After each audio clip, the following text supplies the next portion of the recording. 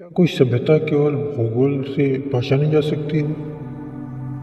क्या एक राष्ट्र की पहचान सिर्फ उसकी सीमाओं तक सीमित होती है? नहीं। एक राष्ट्र की आत्मा उसके विचारों, उसकी संस्कृति और उसके शाश्वत मूल्यों में निवास करती है। और इसी कसौटी पर भारत को हम केवल एक देश नहीं बल्कि मानवता का गुरु कहते हैं। भारत वह भूमि है जहाँ ज्ञान की सरिताएं अनादिकाल से बहती आ रही हैं। यह वह पुण्य भूमि है जिसने विश्व को शून्य का आविष्कार दिया, जिसने गणित और विज्ञान के बंद दरवाजे खोले।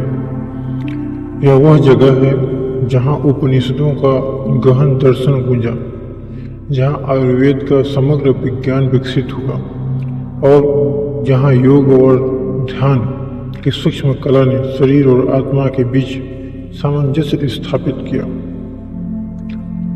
साथियों, भारत ने कभी तलवारों से दुनिया को जीतने का स्वप्न नहीं देखा, बल्कि विचारों की मशाल से अज्ञानता के अंधकार को दूर किया। यहाँ से बुद्ध की करुणा और महावीर की अहिंसा की पुकार उठी, जिसने मानवता को प्रेम और शांति का मार्ग दिखाया।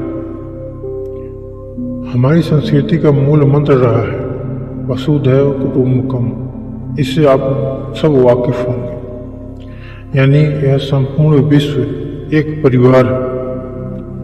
हमने कभी किसी को पराया नहीं समाना, बल्कि हर संस्कृति और विचार को अपने भीतर समाहित किया। आज जब दुनिया भौतिकता की अंधी दौड़ में भटक रही है और मनुष्य अपने ही बनाए संघर्षों में उलझ गया है, तब भारत का ज्ञान और भी प्रासंगिक हो जाता है। यह हमें सिखाता है कि बाहरी समृद्धि से ज़्यादा महत्वपूर्ण आंतरिक शांति है और दूसरों पर विजय प्राप्त करने से कहीं ज़्यादा श्रेष्ठ आत्मविजय है। भारत केवल सूचना का स्रोत नहीं है, बल्कि चेतना के जागरण का केंद्र है। साथियों, आइए इस महान विरासत के सच्चे उत्तराधिकारी बने और हम सब मिलकर भारत के इस शाश्वत ज्ञान को पूरे विश्व में फैलाएं, साथ ही मानवता को उसके खोए हुए मार्ग से पुनः परिचित करें। धन्यवाद। जय हिंद।